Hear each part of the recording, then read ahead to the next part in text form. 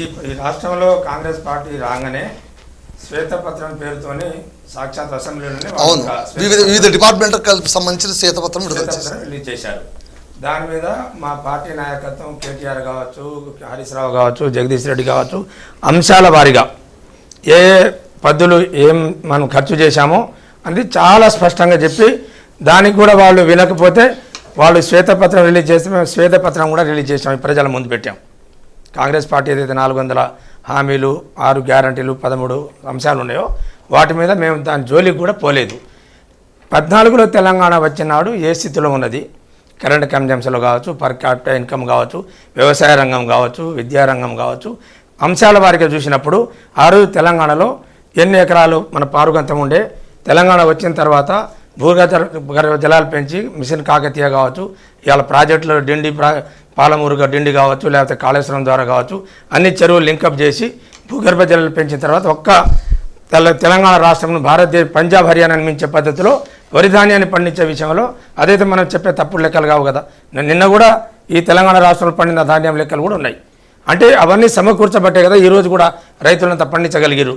అందుకనే అంశాల వారీగా చేసుకొచ్చిన కాంగ్రెస్ పార్టీ ఏమో హామీలు ఇచ్చి అమలు చేయడంలో ఫెయిల్ అవుతున్నది. కానీ బీఆర్ఎస్ పార్టీ ఇయని హామీల్ని కూడా, రైతు బంధు అనేది తెలంగాణ టీఆర్ఎస్ పార్టీ ఇచ్చిన హామీ కాదండి. మన మిత్రుడు వెంకట అన్నట్టు 6 సంవత్సరాల కాలంలో 17లో రైతు బంధు స్టార్ట్ చేస్తే 6.5 సంవత్సరాల కాలం 80,000 కోట్ల రూపాయలు నేరుగా రైతుల ఖాతాలు ఇచ్చిన ఏకైక భారతదేశంలో ప్రభుత్వం కేసీఆర్ ప్రభుత్వం. రుణమాఫీ ఏకకాలంలో మేము 18,500 కోట్లు పెట్టినామంటున్నారు కదా. వాస్తవంగా ఇంతమంది వెంకటరెడ్డి గారు కూడా పివి రెడ్డి గారు కూడా చెప్పారు. వాళ్ళు కాంగ్రెస్ పార్టీ ముందు కూర్చున్నాడు 41,000 కోట్లు అయితే సరిపోతుందని చెప్పారండి. వెంకట్ కూడా ఆ పిక్చర్ తెలుసు. ఆ తర్వాత క్యాబినెట్కి వచ్చేసరికి 30,000 కోట్లకు వచ్చింది, 31,000 కోట్లకు వచ్చింది. తీరా బడ్జెట్లో ప్రతిపాదించేసరికి 25,000 కోట్లు కేటాయించారు. తీరా నిన్న పంపిణీ చేసేసరికి 18,500 కోట్లు, 20,000 కోట్ల వరకు చేసి దాదాపుకి ఇప్పుడు నేనే ఎగ్జాంపుల్ ఒక రైతు సమన్వయ సమితి జిల్లా అధ్యక్షుడు 5 సంవత్సరాలు ఉన్నాం. ఇవాళ రైతు రుణమాఫీ ఏ ఊరు చూసినా, ఏ తండకు పోయినా దాదాపుగా కొన్ని చోట్ల 50%, కొన్ని చోట్ల 60% వచ్చి ఇక 40-50% రాని రైతులు ఉన్నారు. అది 2 లక్షలు దాటిన వాళ్ళు కాదండి. ఈ టెక్నికల్ ప్రాబ్లం అనేది ఏదైతే చెప్తున్నారో ఇప్పుడు పిఎం కిసాన్ సమ్మాన్ కింద ఏదైతే చిన్న చిన్న లోన్ల కోసం ఇప్పుడు మన పాన్ కార్డు తీసుకుంటామంటే, ఒక కారు తీసుకుంటే వెంకట ఒక కారు కొంటాడు, ఆయన 2 ఎకరాల భూమి ఉండదు వాళ్ళ పేరు మీద. అట్లా ఒక పాన్ కార్డు తీసుకున్న వాళ్ళకి కూడా ఈ రైతు భరోసా కానీ ఇవన్నీ ఒక విషయం ఏంటంటే చెప్పి చేయలేదనే దానికి మేము చెప్తున్నాం తప్ప మేము చెప్పనివి చేయని కూడా చేసినాం. ఎగ్జాంపుల్ ఒక బడ్జెట్ ప్రతిపాదనలో ఒక రోడ్డు శాంక్షన్ చేసేటప్పుడు, ఒక పథకం రూపకల్పన చేసేటప్పుడు 100%కి 200% శాంక్షన్ ఇస్తారండి ఏ ప్రభుత్వమైనా. దాంట్లో ల్యాబ్సెస్ తర్వాత చూస్తారు, ఇచ్చిన తర్వాత అయినా ఎంత అయిందో ఆ తర్వాతనే మళ్ళీ దాన్ని క్యారీ ఫార్వర్డ్ చేస్తారు. ఆ రకంగా బీఆర్ఎస్ ప్రభుత్వం ఎవరన్నా కాదన్నా ఈ రాష్ట్ర ప్రయోజనం కోసం, ఈ రాష్ట్ర రైతుల ప్రయోజనాల కోసం అనేక రంగాల్లో, ఈ వ్యవసాయ రంగంలో కావచ్చు, పారిశ్రామిక రంగంలో కావచ్చు, విద్యుత్ రంగంలో కావచ్చు, ఇవి నిత్యం మనం 170% బతికే రైతు బతికే రాష్ట్రం కాబట్టి వాళ్ళ కోసం పనిచేసారు. ఆ రైతులు ఇవాళ ఎందుకు కేసీఆర్ని తలుచుకుంటున్నారో, ఎందుకు సోషల్ మీడియాలో రేవంత్ రెడ్డి గారు తిడుతున్నారు, ఆ ప్రజలు తిడుతున్నారు. బీఆర్ఎస్ పార్టీ తిడితే మేము ప్రతిపక్షం అనవచ్చు. కానీ ఇవాళ గ్రామ సభలలో అంటే గ్రామ సభలు పెట్టి వాళ్ళ పథకాలు చెప్పటం, వాళ్ళ ప్రతిపాదనలు చేయటం దాన్ని నేను తప్పుపట్టట్లే. కానీ ప్రజలలో నువ్వు ఇచ్చిన దానికి అమలు చేయడంలో ఒక ఆడోళ్ళు ఇవాళ బస్సులో తిరుగుతున్నాడు, దాన్ని అది అమలు చేశారు. ఇవాళ ఉచిత బస్సు ప్రయాణం చేస్తున్నారు. కానీ 25,000 అన్నారే 2,500. ఇవాళ మేము ₹1,00,000 మేనిఫెస్టోలో పెట్టకుండా ₹1,116 కళ్యాణ లక్ష్మి ఇచ్చినాం. ఇవాళ వాళ్ళు తులం బంగారం తోడిచ్చారండి. పోనీ వెంకట్ గారు చెప్పాలి, ఏ ఆడబిడ్డకు షాదీ ముబారక్లో కానీ పోనీ ఈ సంవత్సరం పోయింది. ఇలా నువ్వు ఒకే సంవత్సర కాలంలో నిన్న వానాకాలం పండుగ ₹1 కూడా రైతు భరోసా చేయలేదండి నువ్వు. యాసంగి ఒక విషయాన్ని మన మిత్రులు గమనించాలి. 7,500 కోట్ల రూపాయలు ఎన్నికల మేనిఫెస్టో మనం నోటిఫికేషన్ రాగానే వాళ్ళు సరే ఎవరు కంప్లైంట్ ఇచ్చారా వేయలేదా అనవసరం, ఎన్నికల కోడ్ ఉందని 7,500 కోట్ల రూపాయలు రైతు భరోసా వేయలేదు. రేవంత్ రెడ్డి గారు 7వ తారీఖు ప్రమాణ స్వీకారం చేసినాక 9వ తారీఖు రైతుల ఖాతాలో పడిపోవాలండి. ఇప్పుడు కోడ్ లేదు కదా. కానీ ఆ 7,500 కోట్లు ఒకళ్ళిద్దరు పొంగులేటి శ్రీనివాసరెడ్డి లాంటి కాంట్రాక్టర్ల బిల్లులకు ఇచ్చేసి ఆ కారు కూడా రైతులకు రైతు భరోసా ఇయ్యలేదండి. తర్వాత 6 నెలల తర్వాత ఇచ్చారు. తప్పుగా నేరుగా మొత్తం మీ వాళ్ళు చెప్పే ముచ్చటే, మీ వాళ్ళు చెప్పే ముచ్చటే ఇది.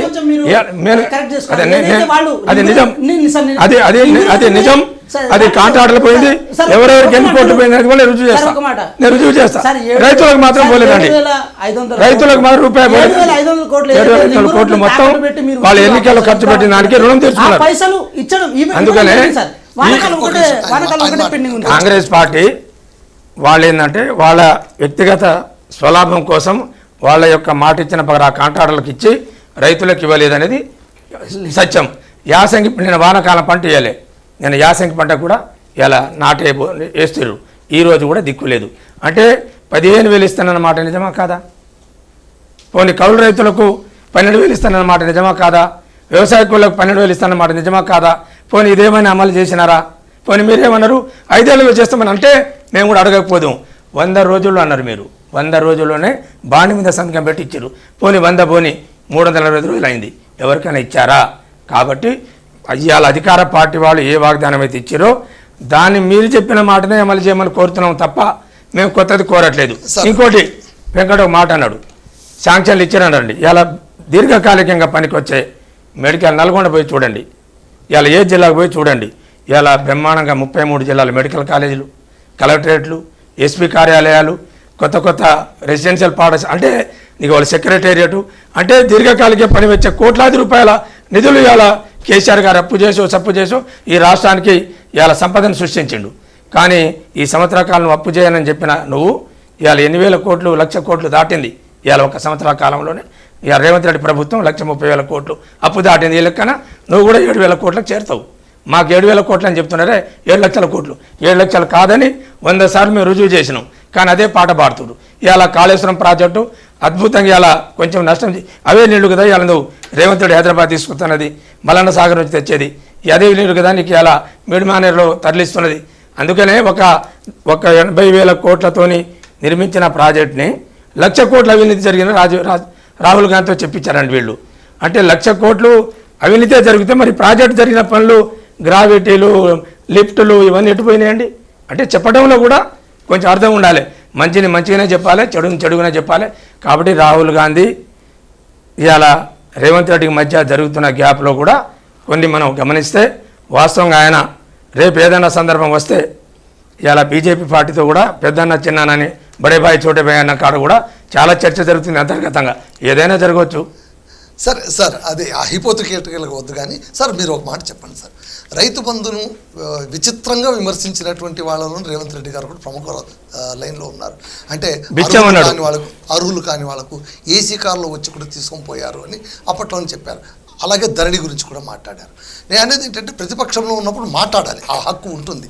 అధికార పక్షంలో వచ్చిన తర్వాత కంపారిటివ్లీ మనం ఎంతవరకు ఇవ్వగలిగాము, వాళ్ళు ఇచ్చిన దానికంటే మెరుగ్గా ఇస్తున్నామా లేదా అని సెల్ఫ్ చెక్ ఒకటి ఉండాలి కదా సార్, అది ఉంది అని మీరు అనుకుంటున్నారా? సార్ ఒకటైతే చెప్పాలి, ఇప్పుడు భూభారతి ధరణి అన్నారు, దాంతోపాటు రైతు బంధు అన్నారు. సో ధరణి పేరుతో replacement Bhubharati already bill pass అయింది, గెజెట్ వచ్చింది, గవర్నర్ గారు దాన్ని అసెండ్ చేశారు. ఇప్పుడు అది ఏది ఇంప్లిమెంటేషన్లోకి రావాలి, ఇది ధరణికి రీప్లేస్మెంట్